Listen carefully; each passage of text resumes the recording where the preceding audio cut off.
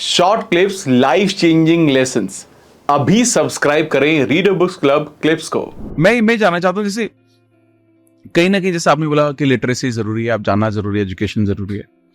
आपका रूल क्या है? आप कैसे हेल्प करते लोगों को? रियल बेटर कैसे हेल्प करते लोगों को? नहीं, रियल बेटर तो एक B2B प्लेटफॉर्म है। ओके। हम कस्टमर फेसिंग नहीं है। अच्छा। हमने एक प्लेटफॉर्म बनाया है, एक ऐप बनाई है for real estate agents. Okay.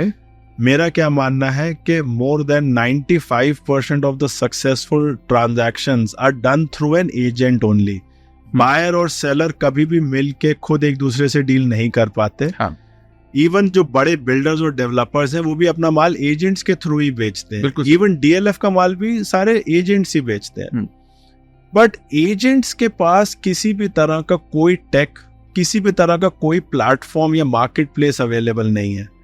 सो हम क्या बोल रहे हैं कि अगर इस इंडस्ट्री में सुधार लाना है तो एजेंट को एम्पावर करना जरूरी है। अगर एजेंट के पास टेक होगा तो वो अपने कस्टमर को बेटर सर्व कर पाएगा। क्यों? अगर आपको कोई प्रॉपर्टी बेचनी है तो एजेंट बोलता है सर 3 से 6 महीने लगेंगे प्रॉपर्टी बेचने में। आज के टेक के जमाने में हम इस प्रॉब्लम को क्यों 3 या 4 हफ्ते में सॉल्व नहीं कर सकते?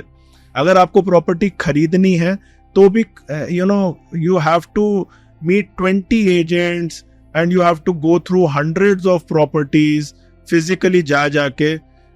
तो क्यों ना एक या 2 ऐसे अच्छे एजेंट हो जिनके पास आप जाओ और वो आपको राइट प्रॉपर्टी सजेस्ट करे और वो आपका डिसीजन जो है वो फास्टर हो जाए। तो उससे क्या होगा, क्लाइंट भी खुश होगा, एजेंट का भी धंधा बढ़ेगा, एजेंट की भी सेल ज्यादा वो क्लोज कर पाएगा। तो हर इंडस्ट्री ने टेक को अडॉप्ट किया है एक्सेप्ट रियल एस्टेट।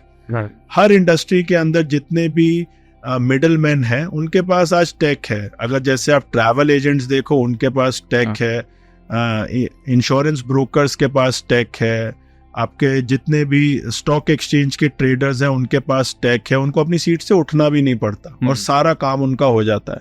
बट सिर्फ एक रियल एस्टेट ऐसा है और सिर्फ एक रियल एस्टेट एजेंट एक ऐसा प्राणी है जिसके पास कोई टेक नहीं है। आज भी वो डायरी पेन पे काम कर रहे हैं या ज्यादा से ज्यादा व्हाट्सएप को उनके लिए यूज कर रहे हैं।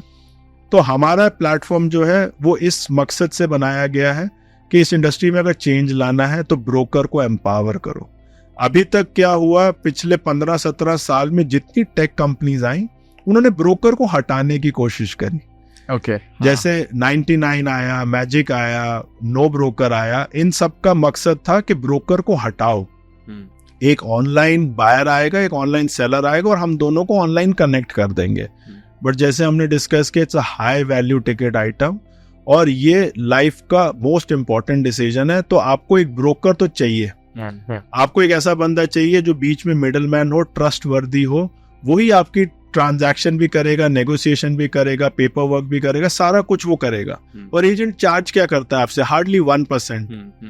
तो उसको एम्पावर कैसे करा जाए कि वो अपनी सेल डबल कर सके, ट्रिपल कर सके एजेंट जो है, और अपना धंधा वो बढ़ा सके। उसके लिए हमने एक B2B प्लेटफॉर्म बनाया है। हम कस्टमर फेसिंग नहीं है बट इवेंचुअली बेनिफिट जो है वो कस्टमर को ही होगा। बायर और सेलर्स जो हैं इवेंचुअल बेनिफिशियरी वही होंगे बट थ्रू एन एजेंट।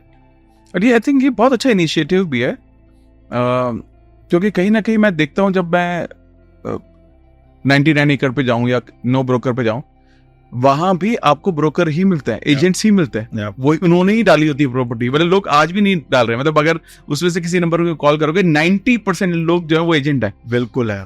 तो जैसे मैंने बोला, उनका मकसद ये था कि एजेंट को हटाया जाए बट वो कर नहीं पाए। ये इंटेंट भी सही है, आपको हटाने का इंटेंट होना चाहिए। हटा ही नहीं पाओगे आप। 15-17 साल पर उन्होंने ये कोशिश करी एजेंट को हटाने की, बट जब वो नहीं हटा पाए फिर उन्होंने अपना बिजनेस मॉडल चेंज करके अब उसको B2C कर दिया। एजेंट्स वहां पर जाते हैं, वो अपनी प्रॉपर्टीज पोस्ट करते हैं। बट अगर आप 99 एकड़ पे गए हो तो यू विल फाइंड आउट कि वहां पे मेजॉरिटी ऑफ द प्रॉपर्टीज जो है ना वो सही नहीं होती, क्योंकि एजेंट्स उसको डालते हैं फॉर लीड जनरेशन। वो बस ये चाहते हैं कि एक फोन बच जाए मेरे को, बाकी हम हैंडल कर लेंगे। तो अब उन्होंने ना उसको अपना लीड जनरेशन के लिए प्लेटफॉर्म बना दिया है। तो कस्टमर की लाइफ वहां मिजरेबल हो जाती है। जैसे ही आपने एज अ बायर और सेलर अपना फोन नंबर डाला, आपका जो फोन नंबर है 10-12 एजेंट्स में डिस्ट्रीब्यूट कर दिया जाता है, तो आपको कंटिन्यूअसली फिर स्पैमिंग शुरू हो जाती है। तो हम बोल रहे हैं कि वो मॉडल नहीं चल रहा, अब डिफरेंट इस मॉडल की जरूरत है। और रियल बेटर जैसे प्लेटफॉर्म्स जो हैं वो यूएस में, सारी डेवलप्ड कंट्रीज में अवेलेबल है। इवन आप दुबई जाओ, सिंगापुर जाओ, ऑस्ट्रेलिया जाओ, यूरोप जाओ, वहां पे B2B प्लेटफॉर्म्स हैं, बट इंडिया में अभी तक नहीं है। तो हमने कुछ हटके बनाने की कोशिश करी है, एंड मेरा जो एक्सपीरियंस है 17 साल का, उसको यूज करते हुए हमने एक ऐसा प्लेटफॉर्म बनाया है जो एजेंट को हेल्प करेगा, एंड इवेंचुअली जो है बायर और सेलर्स को बेनिफिट मिलेगा। और आपका आगे का प्लान क्या? अभी तो जैसे आप गुड़गांव में बहुत अच्छा काम आप ऑलरेडी कर ही रहे हो, तो बाहर का कुछ प्लान है बाकी एक अदर सीरीज? हाँ, तो हमारा expansion plan next 3 to 5 years में we want to be in the top 8 cities in India. Delhi NCR, next हमारा रहेगा बैंगलोर, हैदराबाद, पुणे, मुंबई, टॉप 8 cities हमने कवर करनी है। एंड हमारी टीम बहुत सॉलिड है, हमारा टेक पूरा डेवलप्ड है, and we are backed by very good developers also. बड़े बड़े नाम, जैसे ब्रिगेड का मैंने नाम लिया था, ब्रिगेड के साथ हम जुड़े हुए हैं, and they are empowering us to go pan India. अरे amazing, that's good, sounds good and sounds safe also. And I'm sure जो बीच के जो लोग हैं, एजेंट्स हैं, उनको एक सिक्योर, उनके लिए भी सिक्योर जगह होगी, और अल्टीमेटली जैसा आपने बोला कि अल्टीमेटली हम जैसे जो लोग हैं उनको फायदा होने वाला है, तो it's a win win situation. चलिए ग्रेट। अब आखिरी के कुछ सवालों में मैं आता हूँ, एंड आई एम श्योर अब तक बहुत वैल्यू ऐड किया आपने, बहुत, मुझे सच में बता रहा हूँ, मैं रियल एस्टेट को इस पर्सपेक्टिव से मैंने नहीं देखा था, जिस जो नजरिया आपने दिया है, मुझे ऐसा लग रहा है तो बहुत सही जगह है यार जहाँ सबको आना चाहिए। चलिए ग्रेट।